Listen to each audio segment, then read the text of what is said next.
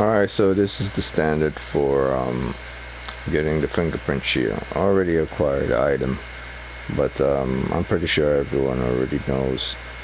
You acquire this item by first going to the underground waypoint that's located within Limgrave, which is the underground roadside. And then from the underground roadside, you then have to proceed to a path that would lead to this location. But that, I'm not here to like actually explain that whatsoever. I'm here to explain how this works. So I'm pretty sure there are already so many videos, but I want to explain why this is shitty, and why it's an issue. Because if I get halfway down near the object and I accidentally fall and crash through the floor, I would never be able to die from there on moving forward, because I'm near the object. It's the difference between the grace all the way up here or the grace all the way at the bottom. Transition between those two is the reason why I don't die. Or it's the fact that the floor crumbled below your feet, allow you not to fall to your death anymore, because apparently there's a death animation set by certain levels. Like once you fall from a certain height to a certain area, or for a certain region to a certain region within the game, you automatically die. However, that does not apply once you get near the object and you fall all the way down. You are going to survive. So hopefully I'll be able to do it on this. If not, I'm not gonna try too hard. And if I don't succeed on that, I don't really care, because I already acquired the object. I did it before. I followed the methods that other people say online. In order to do it, you just line up with this, and then you drop onto the object, make sure it's properly aligned, and then you just fall onto the object, and then you don't move, or you don't try to move, you just allow your character to drop on. So even if your feet goes off, you then move once you're on. You don't try to move as you're falling, you just let it fall. If you miss the shot, you miss the shot. That's all you could do. And then from here, you could jump onto this one all the way over here if you choose to. If not, you could miss the shot. But it's kind of hard to miss it because it's all the way over here.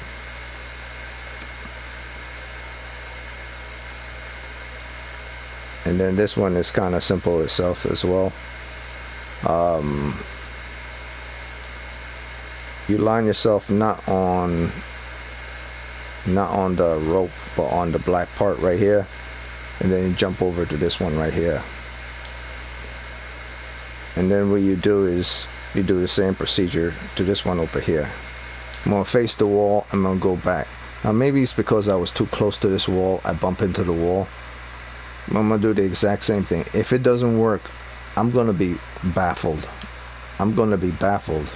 Because I saw this guy did it, and he did it 100%, and he did it more than once.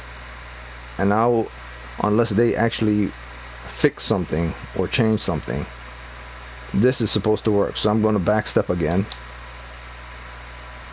Okay, there. See? It worked.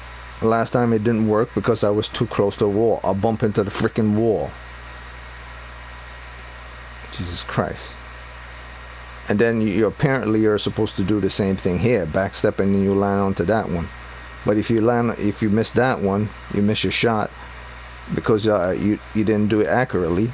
You're screwed, and you will fall to your death. All right, so what am I supposed to do with this one? I guess, is it over here? I don't even remember.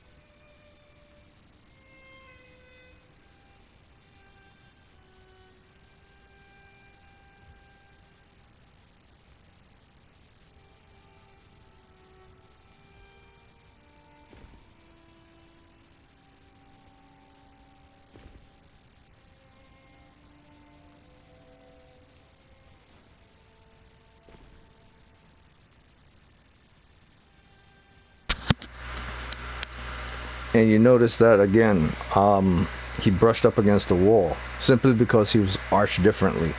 As he was getting closer to the wall, he bumped against the wall because he was arched towards the wall. So it's like every single thing in this game can knock you off, even if you're properly set. Every single thing.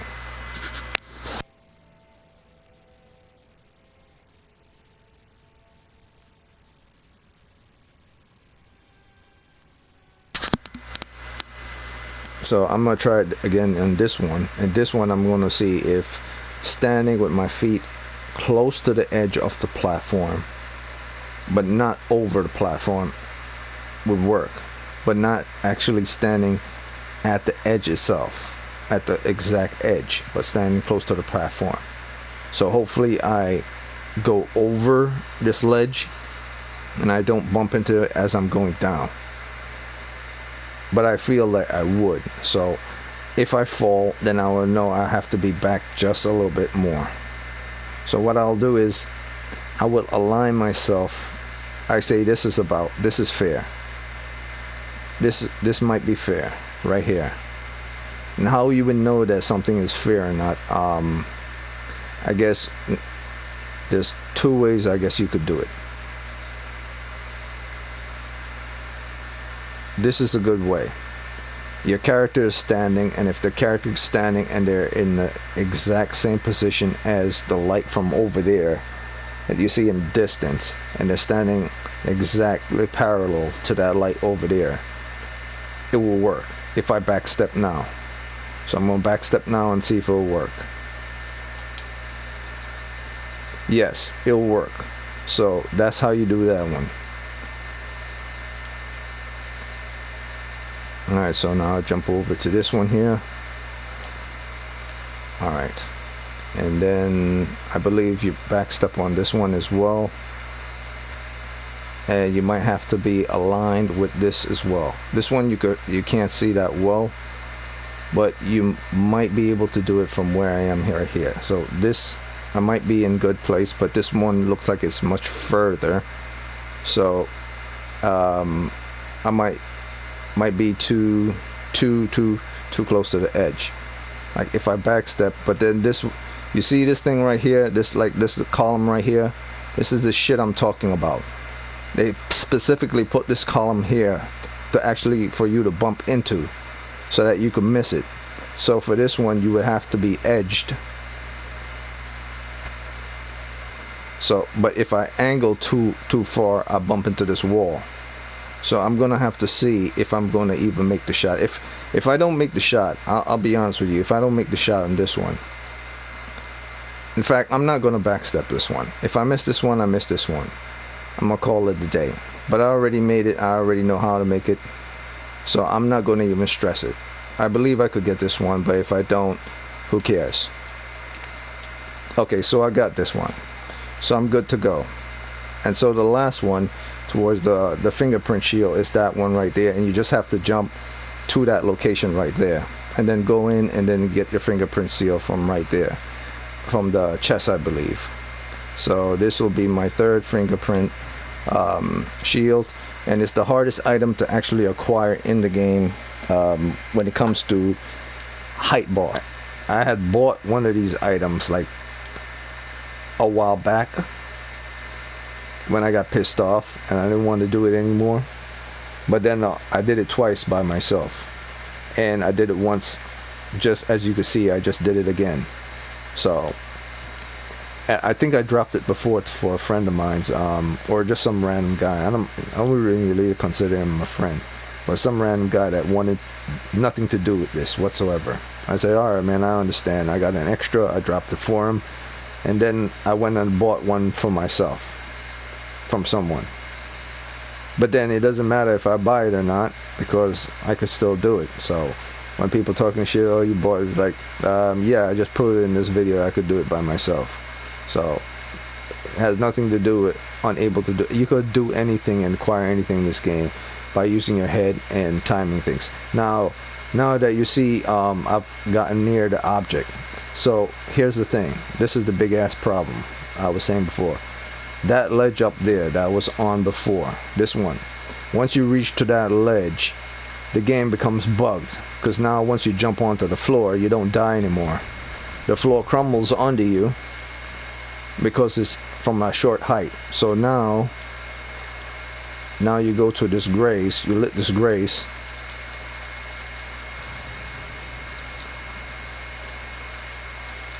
you sit down with this grace, and then you teleport back up to the location you were before.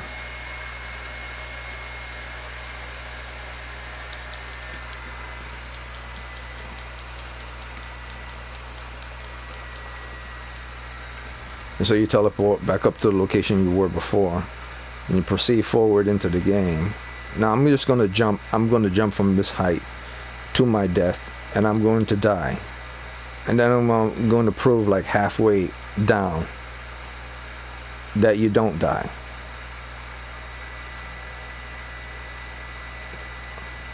Never mind. Never mind. It works all the way from up to down as well. There you have it, ladies and gentlemen. The bullshit that is Elden Ring. You explain to me how a floor, this floor that was programmed to kill you once you hit it, is now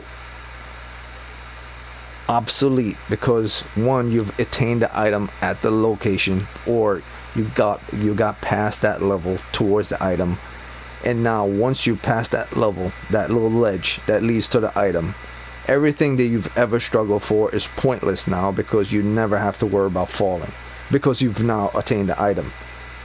So the whole point of falling in this game is pointless. It has nothing to do with falling whatsoever at all. It's just bullshit they put in there to make you think that, oh, you're gonna fall, it's so hard, but it's not. This is proof in and of itself. It has nothing, this game has nothing to do with falling, or the strength of the enemies, or being killed. That it's just bullshit they put in the game to make sure that you understand that, man, I've failed, or man, I've achieved this, and you feel some sense of triumph. But there's no sense of triumph because they program it to make you suffer. It has nothing to do with it actually being difficult or not. It was programmed to fail, or programmed to succeed from the beginning by them. The fact that I jumped all the way from all up there should have automatically killed me, period, if they programmed the game for me to die from heights, like they did in everything in this game, from heights. And there's no little winding little thing here, like windmill for torrent or anything to stop my landing, and I don't have anything special on. I die multiple times. So the logic of that has nothing to do with everything that's happened in this game before. That was simply a suffering thing meant for you to go through like a gauntlet until you attain the item or get near the item. So your suffering is now end, or the logic of why they did it. And then you could basically say, well, that's just your thought on it. You would have to prove this as evidence. I have nothing to prove this based on. I just can prove it based on what I physically see, how I physically feel, and the logic of what is actually experienced. That's my only proof. My experience in playing the game, and what my thoughts are based on what works, what didn't work, what should have worked, and what did not work. And then scale of good from 1 to 10 on a scale, a balanced scale, mathematical, and then put my personal opinion into the equation. So that was the Fingerprint Shield. The people who made this game did not make this game to be hard. They made this game to make you suffer. This is not a difficult game. This is a game designed to make you suffer. The difficulty lies within them trying to make you suffer, them torturing you. It's not the difficult. It's not the bosses. It's not the setup. It's not the levels. It's not the discovery. It's not the heights. It's not any of this stuff. You could overcome this stuff if you have determination. What makes this game hard is that they decide to torture you doing these things. And you say, well, they're not really making you, torturing you. No one forces you to play the game. But no one forces you to go in a store and buy a slice of pizza anyway. But the moment they sold the product and said, hey, we're selling pizza, boom, you buy pizza. Like, You sold the product, you made a product, you mass produced the product's being sold. People are going to buy it, period. If people don't like the product they bought, they're going to voice their opinions. If you say, well, no one forced you to buy, well, then the point of you selling a product is pointless. Then don't sell your product, because you don't want to hear the opinions of others. Then don't sell your product. If you feel that people should go elsewhere and not play a game, then don't sell your product, because that's what's going to happen when people purchase things. They're going to give their opinion. You cannot say this game is above 9.5. The most I could see myself giving this game as a true gamer is 9.4. But if I wasn't a true gamer, I was just a regular gamer that enjoyed games, I would see this game being a 9.5. That's the most I could see this game ever being. I love this game in what it was trying to do and what is expected to, what it was expecting to do. I love its exploration. I love the fact that it has secrets. I love the size of the thing. I love the costumes. I love the design, the map paintings, and I love the 3D models and everything. But it's core bullshit. The core bullshit that the people who are in charge decide, you know what will really make this game exciting? The moment you sit in a room and decide how to mess with your players, that was the moment you start to fail. And I don't think a lot of the fanboys understand it's because I truly believe a lot of fanboys enjoy suffering. And that's not an if, as much, or maybe. Look at certain things that certain fanboys watch. Look at what they're into. Look at what they love. Look at what they consider a form of their entertainment, based on what their actual subscribers are telling them to watch. Watch this, watch that. If they watch more things about suffering, or about crime, or about anything that has to do with any type of misery, then you should question the logic of what they believe is great when it comes to games. So, I mean, I love this game, but at the same time, I really don't love this game at all. I believe it's a simply copy and paste version of Dark Souls 3. So you can't say this game is better than those games. This game is exactly what those games should have been, but those idiots who made the game way back in the days couldn't pull the head off their asses with their egos and include certain things in those games, because they were too egotistic and wanted things to go their way, until someone said, hey man, can you just put in jump, for God's sake? This is a fantasy world and your character can't jump? Or why doesn't your character have a mount or a steed? Every single game characters have steed or companions. Why does your game specifically don't have companions or steeds? Is it really going to take away from your playability if you have companions and steeds? No. Is it really going to take away from your game if they can't jump or not? No. Like, and falling. Is it really going to take away from your game if your character doesn't know how to use magic to stop himself from falling? Even though this is a world of magic? I guess that's the limitation that they could agree on. Like, if you remove falling from the game, then it's not Souls game anymore, falling to your death. But then that's incompetence too, because you could also have something called cooldown effect, which is if you don't use the weapon at a specific time and you don't have enough like potions or something to continue to use the weapons to give you a certain spell to use the cooldown for fall into your death, then you will have to and only then have to use your mind in order to get from one location to the next location by jumping. But you will have to wait for the cooldown. The cooldown will probably be like 5 minutes or something, which is a long ass cooldown.